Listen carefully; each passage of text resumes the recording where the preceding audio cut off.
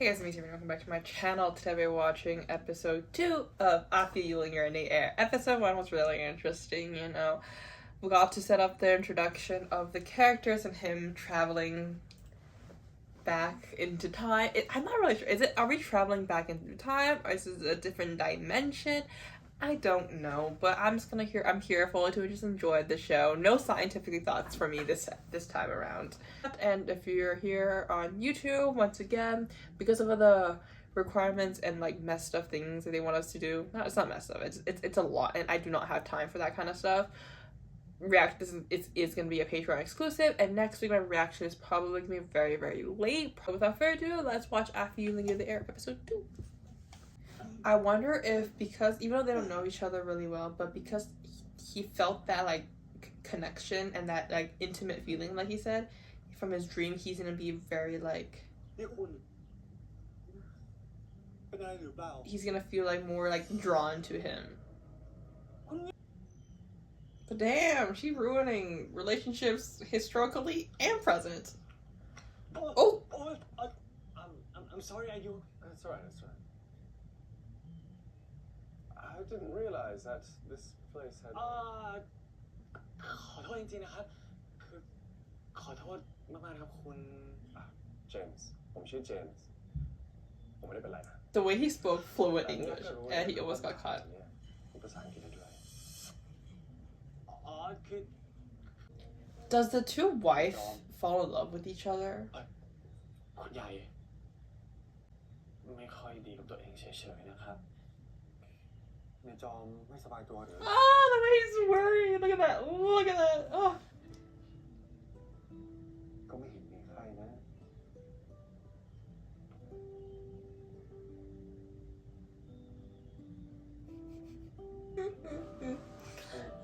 See, I need more of these. I need more of this, okay? Some relationship development somehow, please. พอจะเคยเห็นอยู่บ้างครับเขาเรียกว่าพิธีเรียกขวัญใช่ไหมครับ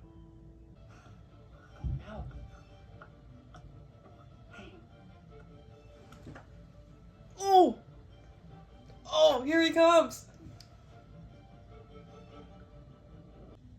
น้องหนีไปกับอ้ายเถอะมึงเห็นที่นางฟองแก้วลักลอบคบชู้อยู่ที่ท่ากูเลยอยากจะถามมึงแต่ฉันเกรงว่าการที่จะให้ในจอมอยู่ที่เรือนี้ต่ออาจจะไม่ใช่เรื่องที่ดีสักเท่าไหร่มึงเป็นคนบอกมูมันก่อนถ้าคุณยังทำให้ผมกับคนของผมอีกผมไม่ยอมแน่ขออย่าให้มีเรื่องร้ายเกิดขึ้นกับจอมแม้แต่เพียงในฝันก็ตามราวีสวัสดิ์นะ Oh my god. Okay, guys. First of all, I was like, I felt like they just kind of like skimmed over the whole part of like, of him and Om breaking up and everything, because well, obviously they had problems. The problem was that he went to a different, he went back in time and everything's confusing, so he didn't really have much time to process that relationship thing. But like I like how they're bringing it back now to like try to, he's gonna deal with this situation now, because like it just felt like he's been dating this person for, well, he thought he was dating this person for 2 years. He's been in love with this person for so many years, and after this whole like supernatural thing happening, he just kind of forgot about it. But like it just felt like it doesn't really make sense if they didn't go through with it. But like I'm glad they're bringing back that, and that we're able to see him deal with that emotion next episode and stuff like that, and see like, oh, this is the person that like broke up with me, and like I guess it like does he choose to rat him out because like he's angry with him because he obviously cheated on him in his timeline. But I don't know, it doesn't look like it. It might be, I'm not really sure, but maybe he still loves him so much that he chooses not to rat him out, and that's why he's getting kicked out from Ming's house, you know, for his safety and everything. But yeah, this episode, it's lacking. Episode 1, I think, was really pretty good. People are saying that it was okay watching the 45-minute the cut version of it, but I do watch the uncut version because I paid for the VPN to watch the full uncut version, thinking that it's gonna be more interesting. It just feels like it's dragging. Like there's so many unnecessary scenes with the extras, like the supporting cast. It's like there are certain ways to make a supporting cast feel interesting to watch as well, but it just feels like it's just very extra unnecessary. Like the whole scene with like the maids and stuff like that talking and stuff like that unnecessary. It's deehup, you know what, I don't know what else I expect from them, right? Unnecessary scenes. But at the same time, I feel like there's just spending so much time developing Ning and Jom's story as well as friend, and like just putting how he's like living his life. Like there's certain scenes where it's unnecessary, like he's struggling with like, oh, doing the work, or struggling with like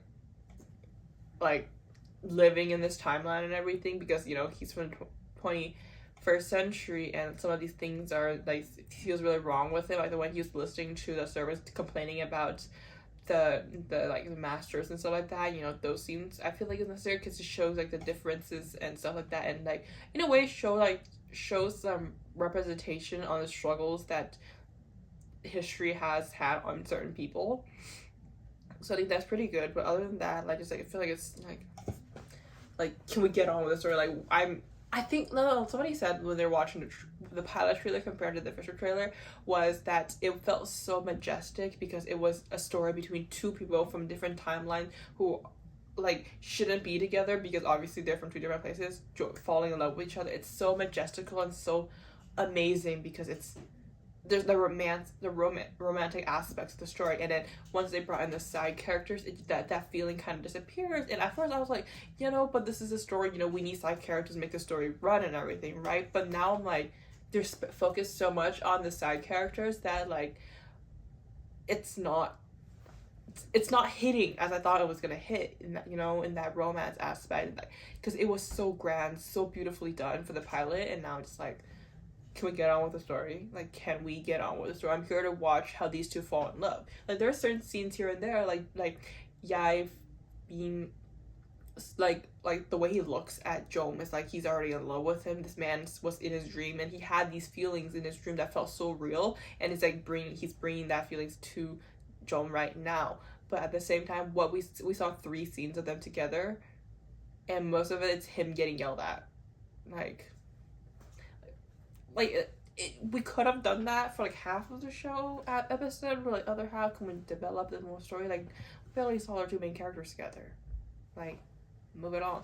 And I have people to say that like Kunyai didn't show up until like 20-30% of the novel, but at the same time, being a novel, I think I depend on readers, but for me as a novel, even if the main character doesn't show up to like half the story, it's still okay because I can read fast. But I don't know, just novels, and like I judge novels and I judge series very differently, because novels we are able to see and feel and hear more like perspectives of it because you're able to write it in words. But for the series, I just have a different aspect. Like, if you don't grab me in the first few episodes, I'm gonna have a lot of negative things to say, because, you know, my attention span is pretty low when it comes to series and stuff like that. And this one being so long, once again, like, hurry up with the story, right? So yeah, and it also being that we have so much to talk about in this series. Like, we have the whole like we talk about the falling in love, and there's a whole like scene where like I think there's a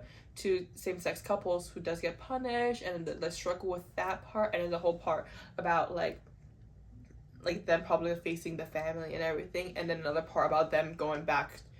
Like, I think Jom's character, Jom does like start to disappear, so like his body becomes clear, and he is like, his time is running out and stuff like that. Because like 12 episodes seems like a lot, but at the same time it's not a lot, you know, because we're having so much to talk about.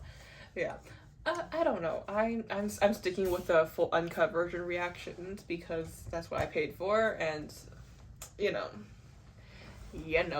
I spend my money, so I have to watch it. But yeah, so that's my reaction to episode 2 of I Feel You Linger in the Air.